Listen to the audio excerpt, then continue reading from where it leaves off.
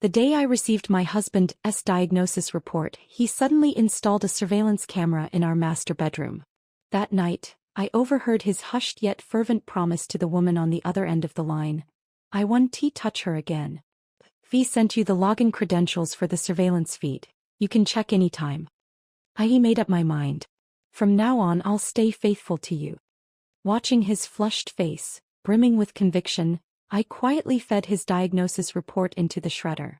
If he was so determined to remain faithful to another woman for love, well then, he might as well stay faithful forever. When I saw the letters S on my husband Liam Martin's diagnosis report, my knees nearly gave out. 3 months ago, Liam had fallen while mountain climbing and was hospitalized. Wanting peace of mind, I had asked the doctors to run a full examination. I never expected the results to turn out like this. There is currently no cure for ALS. Medication can slow its progression, but the outcome is irreversible. The doctor looked at me with a sympathetic gaze. Liam was barely in his early 30s, handsome, driven, and at the peak of his career. As a renowned divorce attorney, he was sharp, decisive, and ruthlessly logical, an elite among elites. His personal life was disciplined and orderly, filled with fitness routines, mountain hikes, and an almost obsessive attention to quality living. I couldn't even begin to imagine what would become of a man like him. Someone so powerful, so in control, when the disease finally robbed him of his ability to care for himself. I sat on a bench by the street watching the endless stream of people passing by. For a long time I didn't move. Then slowly, I got up. I had made up my mind. We were husband and wife. That meant we would face this together. No matter how he changed in the future, I would stand by him, with our son. By the time I got home, the sky was dark. Ben was quietly playing chess in his room. At just 7 years old, he had already reached an ELO rating of 1700, earning him the title of prodigy in a television interview. Have you had dinner? I adjusted my emotions and asked gently. Yes. Miss Lucy made me pasta. He didn't even look up, his gaze fixed on the chessboard. Where's your dad? I asked patiently. Out running. Ben was reserved by nature, his words always concise and to the point. 2 hours later, I was leaning against the bed, debating whether to tell Liam about his diagnosis when he finally returned. Dressed in black workout gear, he looked as imposing and put together as ever. I frowned in concern. It's freezing outside. Why aren't you dressed warmer? The doctor had warned me earlier, as weakens the muscles, reducing heat production. Exposure to cold could accelerate the disease's progression. Liam remained expressionless. His voice was calm. You don't need to worry about me. With that, he opened the box in his hand and pulled out a surveillance camera, adjusting its position on the cabinet opposite our bed. The lens was aimed directly at us. I hesitated. Why are you installing a camera all of a sudden? Liam responded casually. There have been some break-ins in the area. I figured security footage would help. But aren't you worried about privacy leaks? I asked hesitantly. He had always been fiercely protective of his privacy. He glanced at me and let out a low chuckle. Privacy? Who would even be interested in yours? A mix of emotions welled up inside me, but I chose not to argue. That night, he lay down with his back to me, keeping a deliberate distance, his posture radiating exhaustion and complete disinterest in conversation. I sighed inwardly. He had just wrapped up a high-profile celebrity divorce case. The stress must have been suffocating. Maybe he just needed some time to decompress. But deep into the night, I suddenly jolted awake, a lingering unease gnawing at me. The space beside me was empty. Liam was gone. Panic rose in my chest as I got up and searched for him. Then I found him. He was standing on the balcony, clad in only a thin sleep shirt, his figure stark against the cold night air. He was on the phone. I instinctively grabbed a coat and stepped forward, until his hushed voice made me freeze in place. You have to trust me. I won't touch her again. A chill seeped into my bones. We sent you the login and password for the surveillance camera. You can check anytime you want. I've made up my mind. From now on I'll stay faithful to you. Through the glass door I stared at Liam, my mind blank. His usual cold and distant expression was gone. Instead, his face was flushed, filled with raw emotion.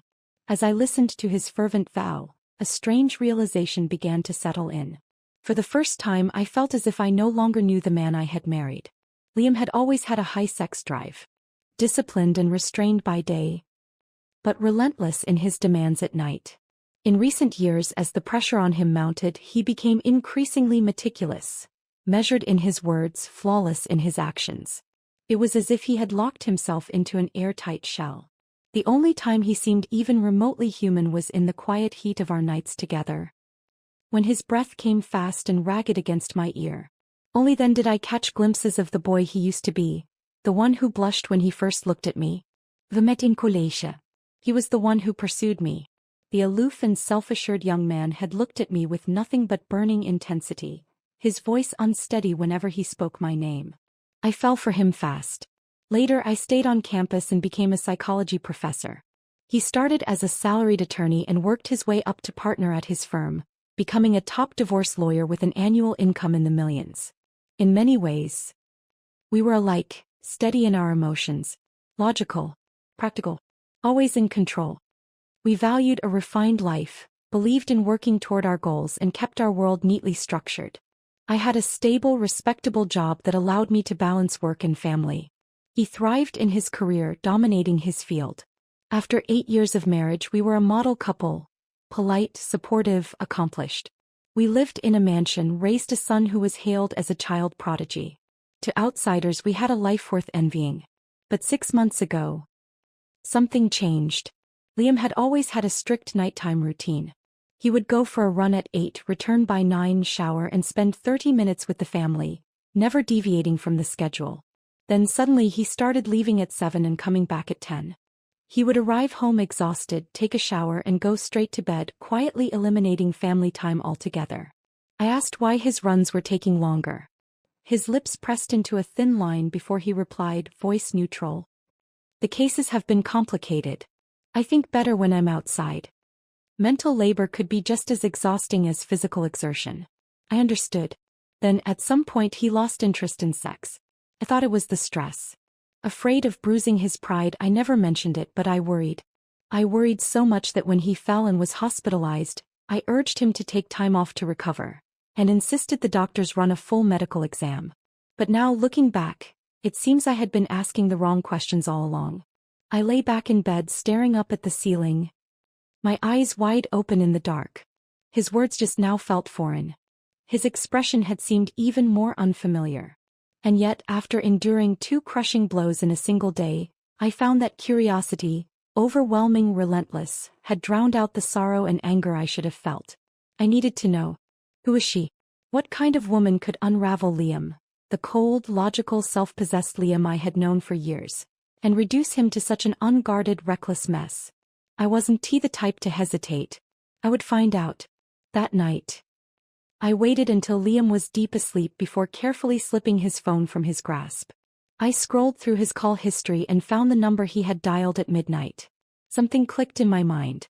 I had seen this number before. 3 months ago, when Liam fell during his mountain climb and was hospitalized, I had asked the police for the contact information of the person who found him and called for help. I had wanted to express my gratitude. The number they gave me was this one. I have an excellent memory, especially for numbers. There was no mistake. Back then, I had called the number right in front of the officer. A woman answered. Her voice was gentle, kind, though it carried the weight of age. She had politely declined to meet, saying there was no need for gratitude, that anyone would have done the same. After I hung up, the officer had chuckled. Most people would at least accept a thank you gift. But not her. I had asked why. The officer told me he recognized her from a local news feature. She had once been honored as the strongest and most beautiful woman. She has had a tough life. On her wedding day, her husband suffered a massive stroke and was left completely paralyzed. He had a 10-year-old son from his previous marriage, and she took care of them both, feeding, bathing, changing diapers for 10 years. Never once did she leave him. After her husband passed away last year, life finally started looking up for her. Now she runs a little hot dog stand near Central Park. A woman with morals like hers would never accept your money. I had nodded then, touched by the story. My husband was lucky to have met her, I had said. But now, sitting alone in the dead of night, Staring at Liam's phone, I wasn't so sure. A strange feeling churned in my stomach. I opened his photo album. Liam had either been too confident or too trusting. He hadn't bothered to hide anything. My screen was instantly flooded with photos. Of her. The same woman. A small, cozy hot dog stand under a sky full of stars, bathed in the warm glow of a single lamp. A woman with soft, kind features, her smile bright and genuine. In some pictures she was handing out food, in others she was passing a cup of coffee to a customer. In every shot there was a sense of warmth, of quiet, simple happiness. Hundreds of photos. In them she went from wearing light summer dresses to thick winter coats. A timeline spanning half a year. 3 days later I went to the park and sat down in front of the stand labeled Margaret's Hot Dogs. I watched the woman from a distance. She was crouched near a flower bed, speaking softly to a stray kitten. 2 men stood in front of her stand chuckling. "Margaret, you care more about these strays than making money." She quickly straightened, her voice full of quiet apology. "I am so sorry. I just felt bad for them and got a little carried away. I didn't see you there." One of the men waved her off with a grin. "You're too kind. These animals see you as their safe haven. They know you'll always feed them. It's heartwarming, really." After they left, I walked up. "Hi, I'd like a coffee and a hot dog, please." Margaret nodded with a warm smile and began preparing my order. I studied her closely. She looked to be in her mid-30s. Fine lines crept from the corners of her eyes, but they didn't make her seem old, just gentle. She had delicate features. A quiet elegance about her. Her hair was pulled into a loose ponytail, wisps escaping to frame her face. "Sweetheart, it is your first time here," she said as she handed me the cup. "This coffee is on me. If you like it, I hope you'll come back." I took my hot dog and sat on a nearby bench, slowly taking bites as my mind twisted around a single question. A woman like Margaret, with a story like hers, with a heart like hers, would she be the kind of person to come between a husband and wife? Would she? Margaret's figure shifted, and before I realized it, she had walked over and sat beside me. I froze for a brief moment. She smiled gently, her bright eyes meeting mine. "You must be Mr. Martin's wife." I set my spoon down and looked at her steadily. "So you know who I am?" Her lips curved slightly. "Yes. I saw your photo on Mr. Martin's phone before. The moment I saw you, I recognized you." My brows furrowed as realization struck. Liam's old phone wallpaper used to be a picture of me and our son. He had changed it to a landscape photo 6 months ago. Margaret lowered her gaze, falling silent for a few seconds before speaking in a calm, warm voice. "I know why you're here. You must think there's something between me and Mr. Martin." I said nothing. She lifted her eyes, her expression sincere and kind. "Sweetheart, there is nothing inappropriate between us. The only interaction we ever had is him stopping by after his runs to buy a cup of coffee." A slight crease formed between her brows as if something troubled her. Over time I noticed he often looked exhausted, withdrawn, like he was carrying the weight of the world on his shoulders. So I spoke to him a few times just to offer a little comfort. But I think he must have misunderstood my intentions. He started seeking me out more, saying things that didn't really make sense. I found it amusing, honestly. Not just because he has a family, but because, let's be realistic, someone like him, falling for someone like me, is ridiculous. I told him it was just a passing impulse, but he wouldn't listen. He only became more persistent, even calling me sometimes when I didn't want to talk. To be honest, I was thinking of reaching out to you myself. Mr. Martin is clearly overwhelmed with stress. Maybe as his wife, you can help him. I stared ahead, my emotions tangled in a way I couldn't quite define. After a long pause, I finally spoke. "So you re-saying all of this was just Liam's one-sided obsession? That you've been rejecting him all along?" Margaret sighed quietly and gave a slow nod. I lifted my gaze, watching her carefully. "Then was installing a surveillance camera in my bedroom, giving you access to monitor my private life. Also just his impulsive decision, one you had no part in?" Margaret stiffened for a fraction of a second before quickly responding. "I already scolded him for that. It was completely out of line." I pressed on, my voice turning colder. "And what about the hiking trip? The time he fell because he was carrying you? You told him your foot hurt and he offered to help. Was that also against your will? Her pupils widened. She shot to her feet. Hiking? I don't know what you talking about. Kept my gaze steady. Strange. I even called to thank you back then. Did you forget so soon? Just then a customer called out. 1 hot dog and a coffee, please. Margaret pursed her lips, hurried back to the stand and started preparing the order. Her hands, however, moved stiffly, unnaturally. Then a loud crash. The hot dog tray flipped, sending food scattering across the ground. A cup of steaming coffee spilled everywhere. Some of it landed on Margaret. She gasped in pain, her eyes instantly welling up. The customer and I both stepped forward, checking on her. Looking at the mess before me, I let out a slow breath.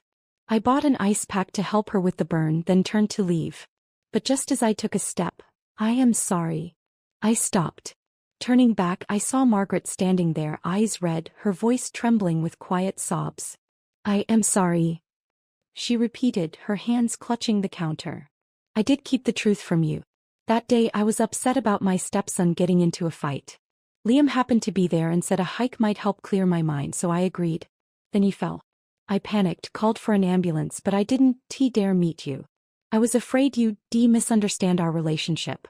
Her eyes were rimmed with red, tears slipping down her cheeks one after another. On her hand, the skin was reddened from the coffee burn, making her look even more pitiful. Laura, what the hell are you doing? A furious voice cut through the air behind me. I turned. Liam. He was running toward us, his face stormy with rage. For a moment I just stared. It had been a long time since I'd seen such intense emotion on his face. He was wearing a navy blue suit, the one he only wore for critical negotiations, which meant he had left an important work engagement just to come here. And yet, when I had been in a car accident and called him, he had insisted on finishing his meeting before coming to the hospital. Liam swept his gaze over the mess, then to Margaret, who was still sniffling softly. His lips pressed into a tight line as he took slow, deliberate steps toward her. He stood before her, looking down at her small, fragile form. Then, without hesitation, he pulled her into his arms. Are you okay? His voice was low, urgent. Did she hurt you? Margaret buried her face against his chest and broke into loud, heart-wrenching sobs. Liam shut his eyes briefly as if pained. Then, in the gentlest voice I'd heard from him in years, he murmured, Don't cry, Margaret. Please don't cry. Remember what you always say, that if you just keep going, everything will get better. Your suffering is over now. It is completely over. There is nothing left in this world that should ever make you shed another tear. Throughout his entire speech, Liam never once looked at me. I pulled out my phone and snapped several photos. The sharp click of the shutter cut through the tense air. Margaret instantly pulled away from Liam's embrace, stepping back in a rush. Her face twisted in regret and panic, as if she had only just realized what she had done. Her wide, uneasy eyes darted toward me as she stammered. I forgot, I didn't mean to, she trailed off, because I was simply watching her, expressionless. You don't need to say a word. I'll do the talking. Liam's deep voice cut through the air, stopping her cold. He turned to me and in an instant the anger, the tenderness, all of it disappeared. His features smoothed into the composed, authoritative mask of the formidable lawyer he was. His gaze was sharp, commanding. Laura, if you have something to say it at home. This park is near your university, and there are plenty of people around. Making a scene here won't do you any favors. Besides, his eyes flicked to the mess on the ground before returning to mine. Do you really find it amusing to bully a woman who has no one? I stared at him coldly, my voice eerily calm. Oh, so you do realize there are plenty of people watching. Then tell me, as my husband, how thrilling do you find it to be holding another woman, a widow, like that in public? Liam's expression tightened, the fire in his eyes flickering with something close to shock. He had never seen me like this before. I had always been composed, graceful, rational, so measured in my words and actions that he had come to believe there was no storm I couldn't weather with quiet dignity. But even I had never seen this side of myself before.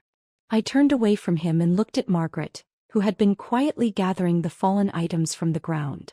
Margaret, do you love my husband? She flinched, her hands trembling. She didn't answer. After a few long seconds she slowly lifted her chin, her voice ringing out louder than before. Enough. Just stop arguing. It wasn't her, it was me. I spilled the coffee on myself, okay? Can we just leave it at that? Her eyes, red with unshed tears, flickered toward Liam with a look of quiet grievance. Mr. Martin, please take your wife and leave. Don't interfere with my business. And from now on I don't want your business either. Please don't come back. People were beginning to gather. Customers. Bystanders. What is going on? Why is everything such a mess? Margaret, is someone bothering you? Who is it? If someone is messing with Margaret, they've got a problem with all of us. Hostile stares turned in my direction.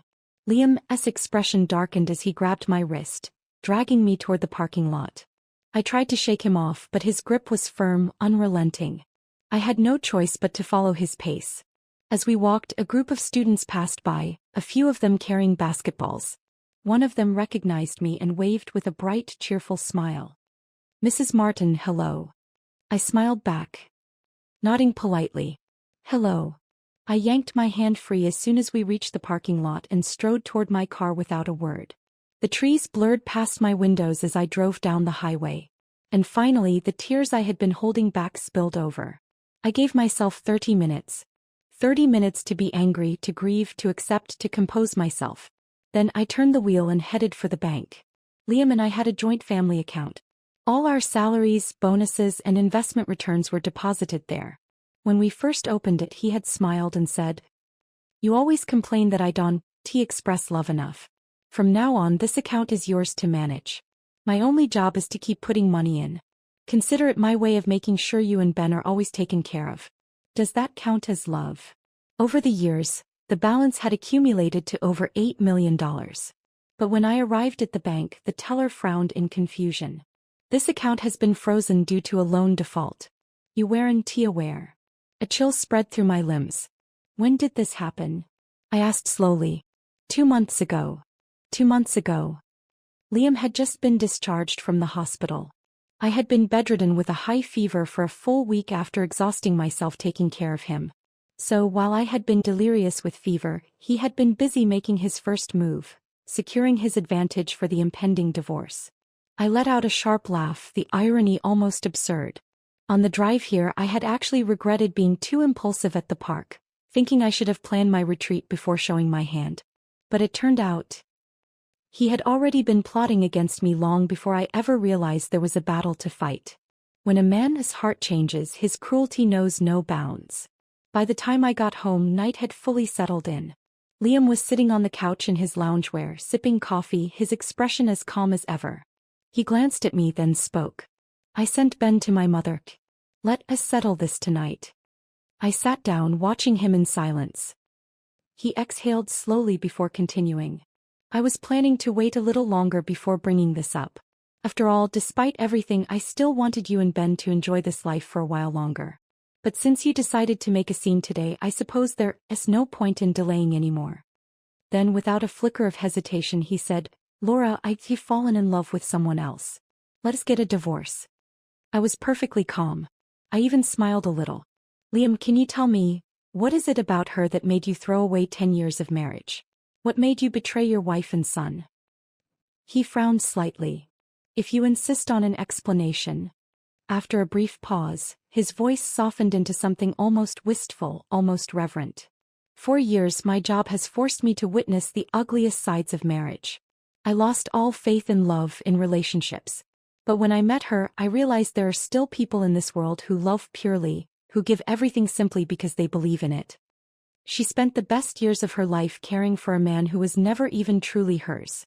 She gave up her youth, her dreams, out of nothing but love and duty. She made me realize how empty and suffocating my life had become. You ask me why I love her? He asked myself the same thing 1,000 times. Because she is kind.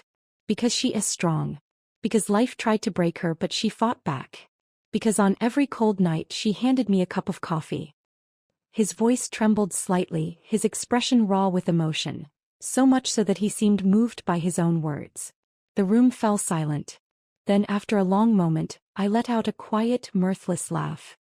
So this is your justification for betrayal. His jaw tightened and his warmth vanished in an instant. His tone turned cold. Laura, you're a self-serving perfectionist. You could never understand a love like this. I nodded. Fine. Then let's make it simple. Walk away with nothing and I'll agree to the divorce. He let out a derisive laugh. You do realize there's no such thing as walking away with nothing in divorce law, right? And besides, Margaret and I haven't even crossed any lines. I'm not legally at fault here. I stared at him. Not speaking. Just taking in the stranger sitting in front of me. Could someone really change so completely?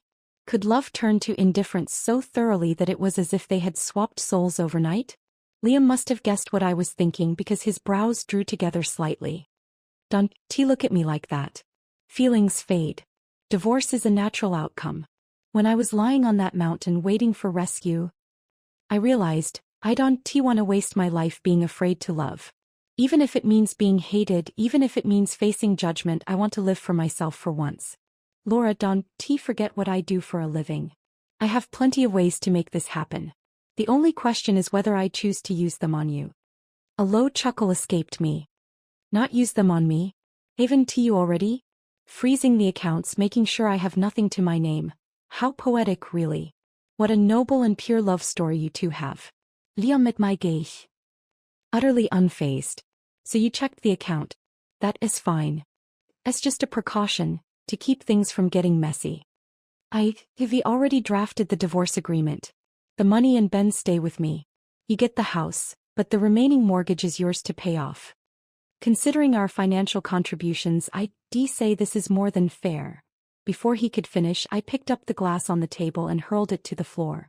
It shattered on impact. You're insane. Liam's face twisted in fury as he stared at the shattered glass on the floor. Without another word, he grabbed his car keys and stormed out, slamming the door behind him. I sat down slowly, my hands steady as I poured myself a cup of coffee. In just 3 days my life had been turned upside down. And I was becoming someone I no longer recognized. Walking out of the bank earlier, I had come to a grim realization.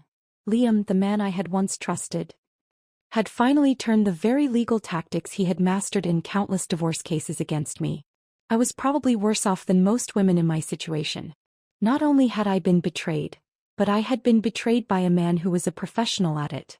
Years of ruthless courtroom battles had trained him to strip emotions away, to act with cold, calculated efficiency. If I wasted any more time drowning in pain and sorrow, I would be handing him my own destruction on a silver platter. I had to play this game by his rules. Which was why, before coming home, I had already gone to his mother's house and taken Ben. I had made sure he was safely placed with a trusted friend. Now I sat in silence, drinking cup after cup of tea. Outside, the moon had risen at some point, hanging quietly in the night sky. After a long while, I stood up and walked into the bedroom. I reached for the medical report. My phone vibrated. Liam had sent me a photo. In the image, he was lying with his eyes closed, resting his head on a woman's lap.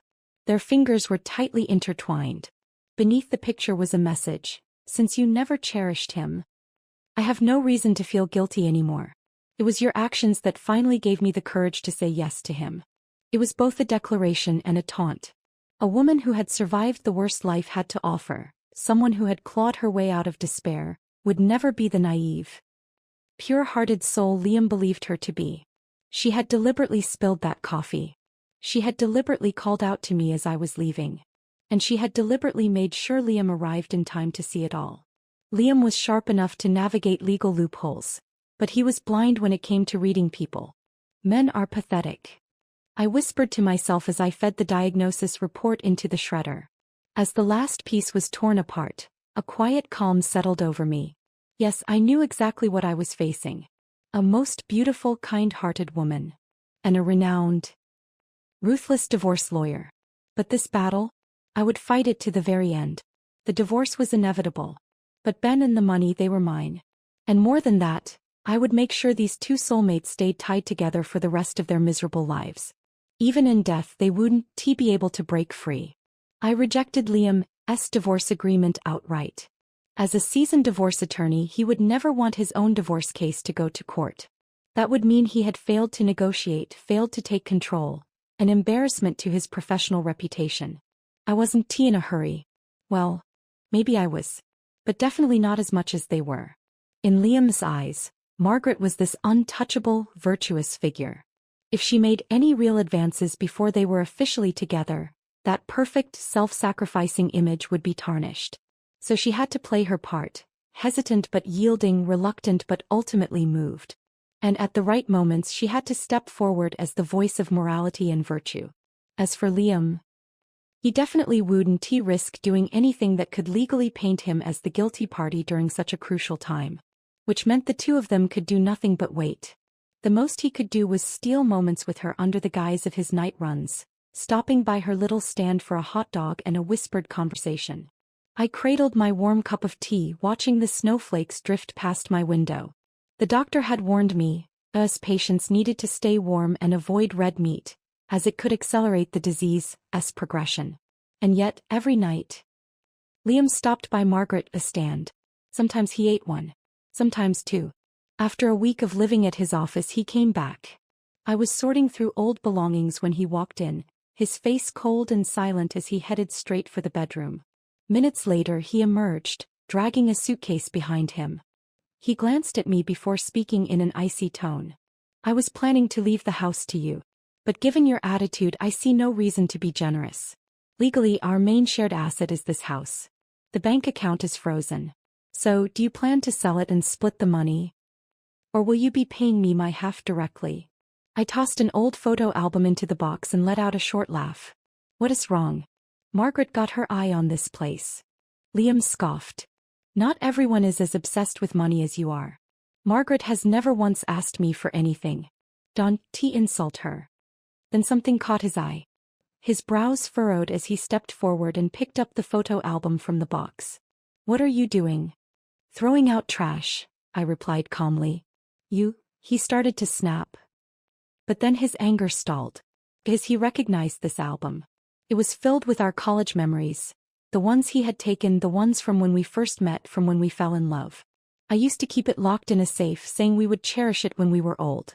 Now, I plucked it from his hands and tossed it aside without a second glance. The only sound in the room was the buzz of his phone vibrating. Still here. I glanced at the clock. Isn't it time for your night run? His expression darkened. He stood there for a moment, silent, before turning away. Hiding Ben from me one work. He threw over his shoulder. It's my son. He belongs with me. I won't give him up. Then he walked out the door. Half an hour later I stood up, dusted my hands off and let out a deep breath. Everything that had ever belonged to him, everything that had once meant something to us, was packed up and ready for the dumpster. It was strange.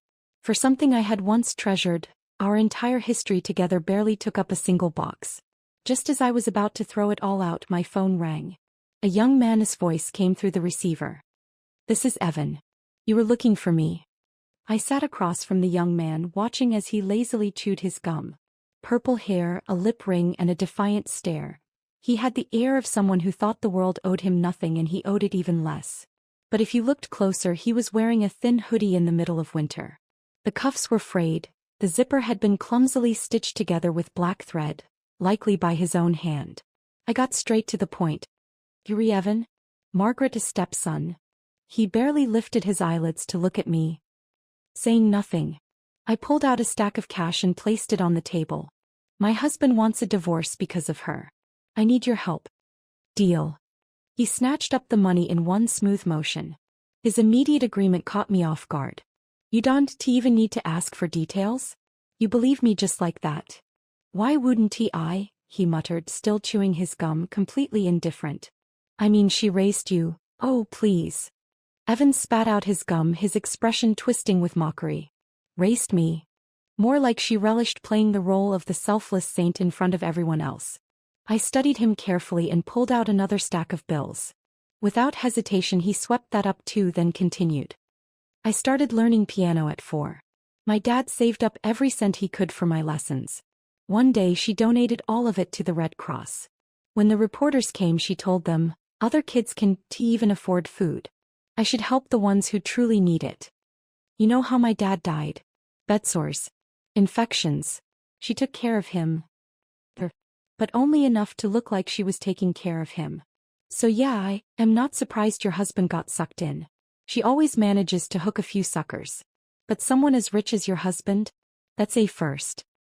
As he stood to leave, he clutched the money tightly in his fist and asked, "So all I have to do is make her push your husband to divorce you?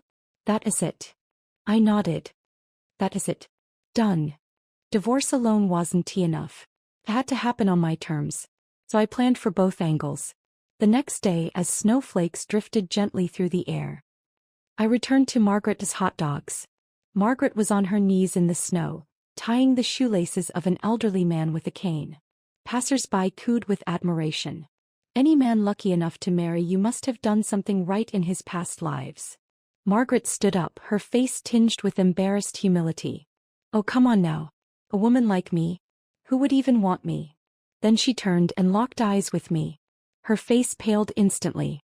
Tightening her lips, she marched over, tilting her chin up in defiance. Mr. Martin warned me, if you lay a hand on me, he'll make sure you pay for it.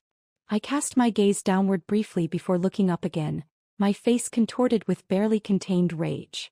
Margaret, what was that text supposed to mean? Are you and my husband together now? Do you think I want to ruin you if you try to take what is mine? Margaret studied me for a long moment. Then she smiled.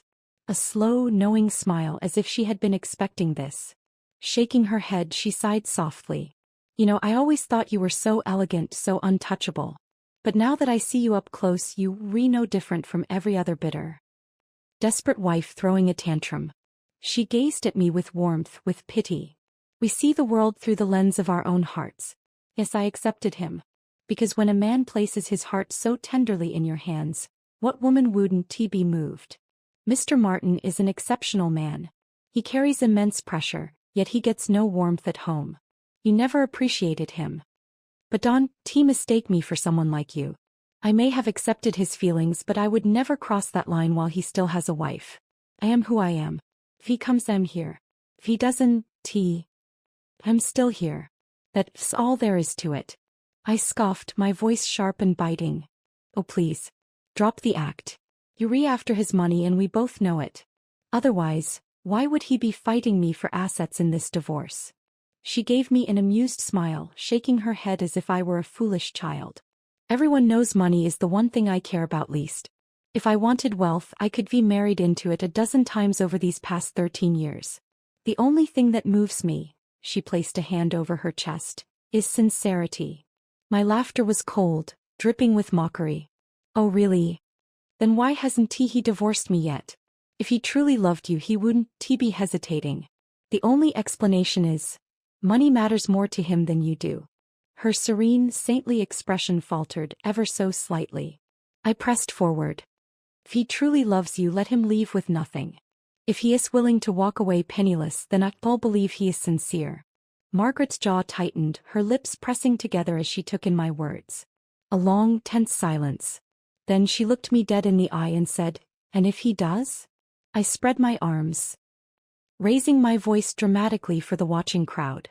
"Then I'll personally attend your wedding and bring you a gift. I'll make sure everyone knows." I leaned in, my voice lowering to a taunting whisper. Even his ex-wife was moved by your great love story. A flicker of something sharp, something calculating, sparked in her eyes. And I knew I had her. The city had been buried under heavy snowfall for days, bringing traffic to a standstill. Margaret's hot dog stand had temporarily shut down. But two people caught up in the throes of passion wouldn't let a little inconvenience stop them. Every night after work, Liam braved the bitter cold and trudged through the snow for half an hour just to see Margaret.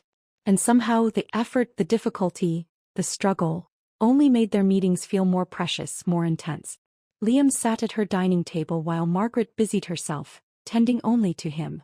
They would share stolen glances, lingering smiles, the very picture of warmth, intimacy. Home. I saw it all. Through the camera. A few days ago, Evan had sent me a photo of a corner in Margaret's home. I asked him what it was. "I installed a camera," he replied impatiently. "It's my dad's house, I can do whatever I want." I thought for a moment. then agreed. Liam was always calculating, always 2 steps ahead. Except with Margaret. With her, all his logic, all his strategy went up in flames. If I wanted to control the pace of this game, I needed to understand him. And what better way to do that than to use his own tactics against him? One evening, just as Liam and Margaret sat across from each other, fingers intertwined, eyes locked in unspoken yearning, Evan burst through the door. His brows furrowed. "So you re my mama's lover." Both of them turned pale. Margaret rushed to explain, her voice soft and pleading. Liam straightened, his tone measured as he insisted he was merely a dinner guest. Evan let out a dry, mocking laugh. "Wow. You willing to trek through this weather just for a meal? And here I thought the neighbors were making stuff up." Then narrowing his eyes, he studied Liam. "Who are you, anyway?" Liam's face darkened. "I am just a friend of your mother's." "Are you married?" Liam stiffened. His face went from dark to pale.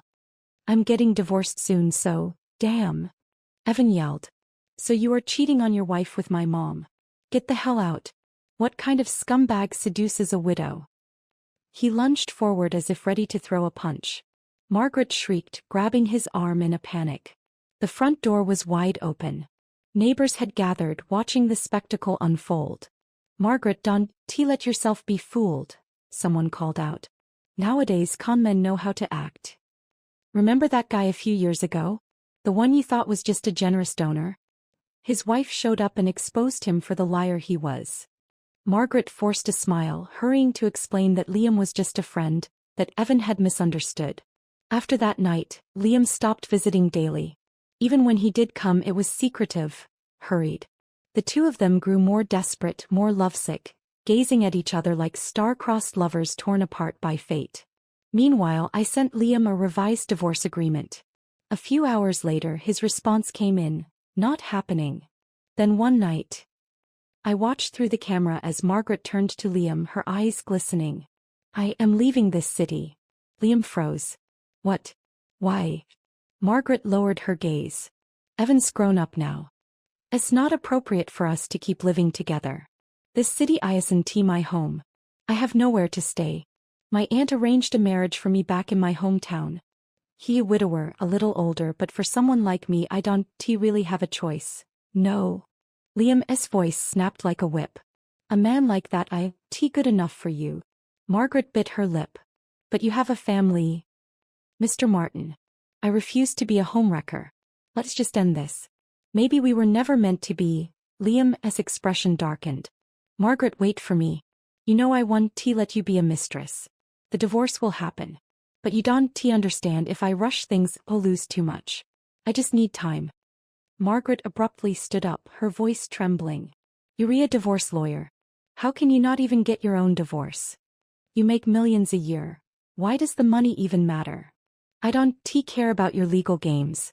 I don't care about money. I only care about love. But if that is not your priority, then leave. You don't deserve my love." Hours later, a message from Liam appeared on my phone. "You can keep the house. I'll take the money and Ben." I replied, "I want all of it."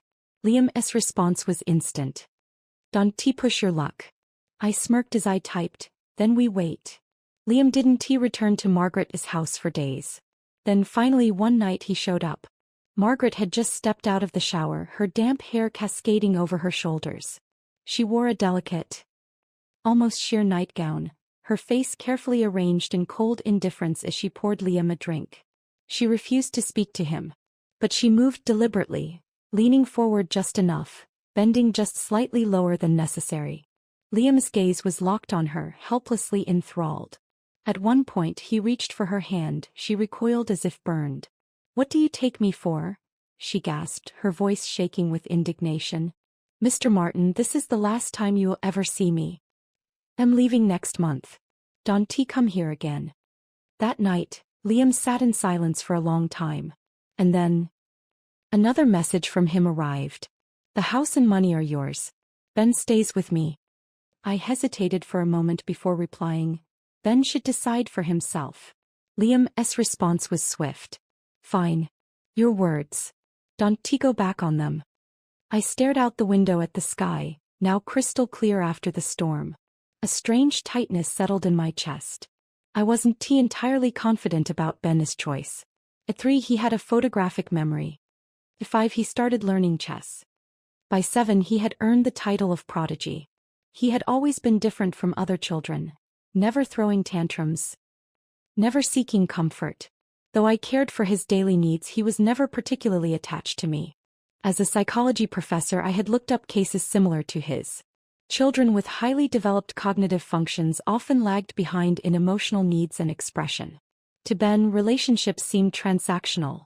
Me, Liam, even Lucy, the housekeeper who had cared for him since infancy, were all just constants in his world, neither particularly important nor particularly irrelevant. Even after I placed him with a trusted friend each time I visited, he barely acknowledged me. His entire focus on the chessboard. The day of his competition, I dropped him off and left for a brief meeting at my university. By the time I returned, Ben had won in record time and was being interviewed. Liam and his mother were there too. His mother was beaming, holding Ben's hand like he was the greatest treasure in the world. Liam, meanwhile, spoke confidently to the cameras. His legal career had skyrocketed years ago thanks to a high-profile celebrity divorce case. The client had recognized him not just for his skills, but because he was the prodigy's father. That connection had built his reputation, drawing in wealthy clients who wanted the same level of precision and calculation in their own cases. Ben wasn't just his son. He was an asset. The interview wrapped up, and Liam leaned toward his mother, giving her a quiet instruction before walking toward me. Laura, I've already given you the house and the money. That amount might mean a lot to you, but to me it's just a salary. Ben, on the other hand, he belongs with me. He'll be better off. I clenched my teeth but forced a smile. Did Ben tell you he chose you? Liam let out a sharp scoff and shifted slightly, revealing the sight of Ben leading his grandmother to the car. Then he sneered. Do you really need him to say it out loud? My body went rigid. My nails dug into my palm. Then the car door swung open. Ben stepped out, his backpack slung over one shoulder. With measured steps, he walked toward me, looking up with his steady, unwavering gaze. Mom. I just went to Dad's car to grab my backpack. You were late. I waited for you a long time. I swallowed hard, forcing my voice to stay steady. I am sorry, sweetheart. I didn't expect you to win so quickly. Behind me, Liam's expression twisted in fury. His voice dropped to a sharp whisper. Then get back in the car. I've arranged for the best professional chess trainers for you. Ben didn't even glance at him. But you re-divorcing Mom, right? That means I can go with you and Grandma. Then without hesitation he reached for my trembling hand. Let us go. I need to rest for tomorrow's match. I tilted my head back slightly, blinking away the sting behind my eyes. All right, baby. Liam stood frozen in place, his face a storm of disbelief. In the car, I fought to keep my voice light as I asked, Ben, do you really understand what it means for your parents to get divorced? From the back seat, he answered in his soft but steady voice. Yes. I hesitated. And, does it make you sad? My teacher says you should never mourn the empty spaces lost on a chessboard. My vision blurred instantly. I had always assumed he didn't understand love. That he didn't feel things like other children did. I had been wrong. His silence had never meant indifference. He simply saved his energy for the moves that mattered. He was always watching, calculating, choosing when to act. And when the board shifted, he knew where he belonged. My son Ben. A natural-born master. When Margaret, clad once again in a sheer nightgown, flung herself into Liam's arms, her eyes brimming with tears, he finally lost control. His restraint, months of it, snapped. He tore the flimsy fabric apart, his grip almost violent as he carried her, pliant and trembling, into the bedroom. I closed the surveillance feed. Evan, however, wasn't done.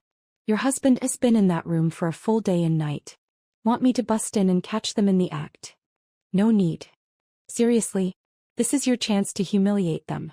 You're just gonna let them ride off into the sunset? You don't get it. They have to be together. That's the only way I win. 2 days later, Liam and I went to the courthouse to finalize our divorce. The house, the money, and our son, all mine. He walked away with nothing. And yet he looked radiant.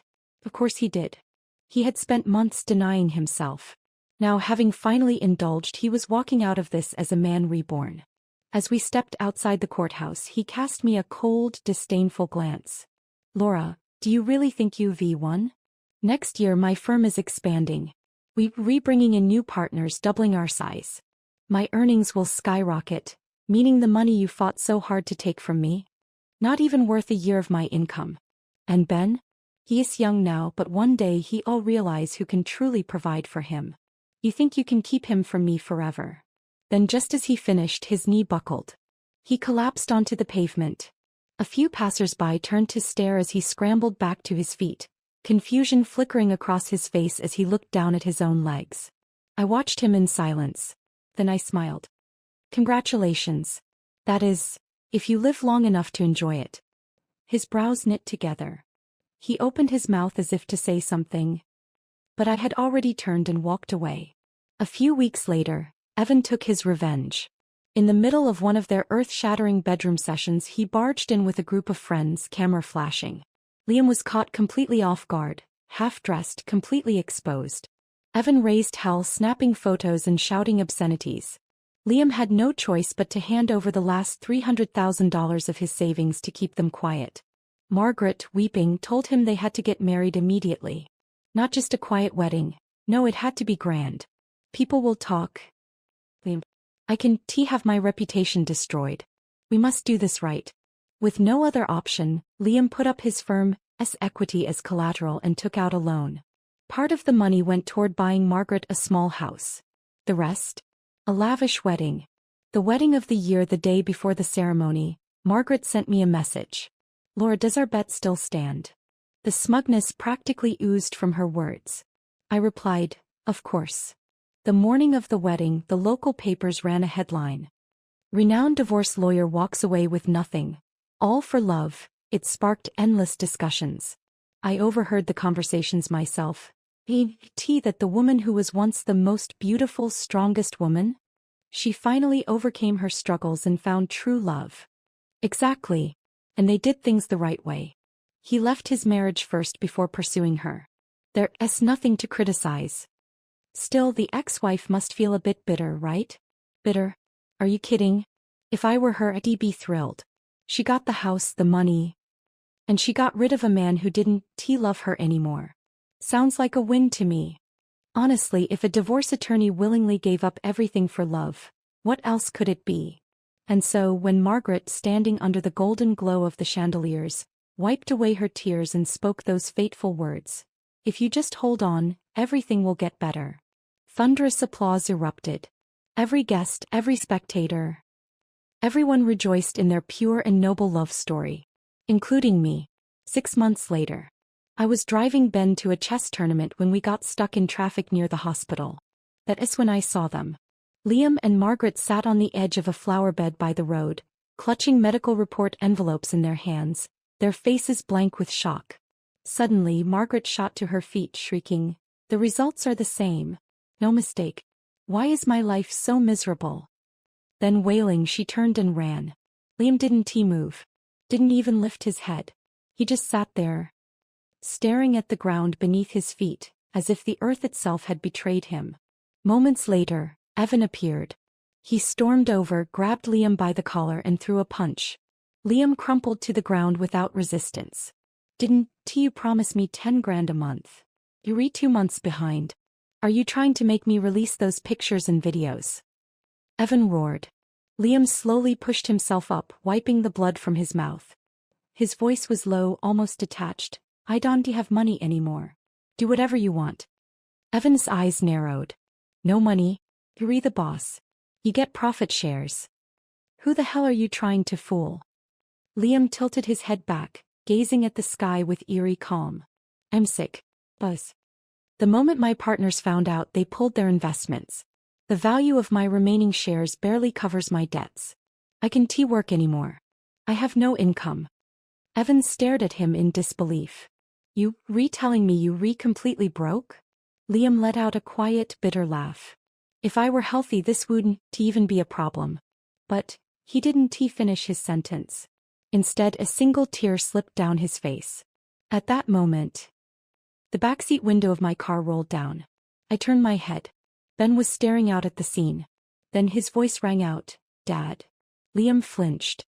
He turned, his body trembling, his expression crumbling into something raw and desperate. Tears streamed down his face as he choked out, "Ben, I miss you both so much." Ben continued watching him for a moment. Then with complete neutrality he said, "Dad, your collar." Liam blinked, wiping at his tears in confusion. "What?" "There's a huge bird poop on it." Ben pressed the window back up. "Outside." Liam stood frozen, his face a portrait of devastation, helplessness, and utter, complete despair. The past was finally behind me. Liam's downfall had unfolded just as I expected, step by step, consequence by consequence. I had nothing left to feel for him. No anger, no pity. Just the quiet understanding that life had merely given him back what he had sown. As for Margaret, well, she had gotten what she wanted. And lost it just as quickly. I never sought out what happened to them after that. Some people are meant to fade into the background of your life. No longer worthy of a second thought. What mattered now was me. And Ben. Months passed. I sold the house, the one that once symbolized the life I had built with Liam. A life that, in the end, had been nothing more than an illusion. I used the money to move to a new city, one by the coast, where the air smelled of salt and freedom. Ben adapted effortlessly. He was after all a strategist. Change never fazed him. It simply meant recalculating the next move. He thrived in his competitions, steadily climbing the ranks, his talent undeniable. But more importantly, for the first time, I saw joy in him. Not just in his wins but in small everyday moments. Chasing waves at the beach, eating ice cream too fast and getting brain freeze, laughing at a stray cat that stubbornly followed us home. Me. I rediscovered myself. I went back to teaching, this time at a smaller university where students weren't just chasing grades but truly curious about the world. I found fulfillment in my work, in conversations that didn't revolve around survival but about growth, ambition, and dreams. One evening as we walked along the boardwalk, Ben looked up at me and said, "Mom, I think you're happier now." I smiled, feeling the truth of his words settle in my heart. "I am, sweetheart." Because for the first time in a long time, I was truly free.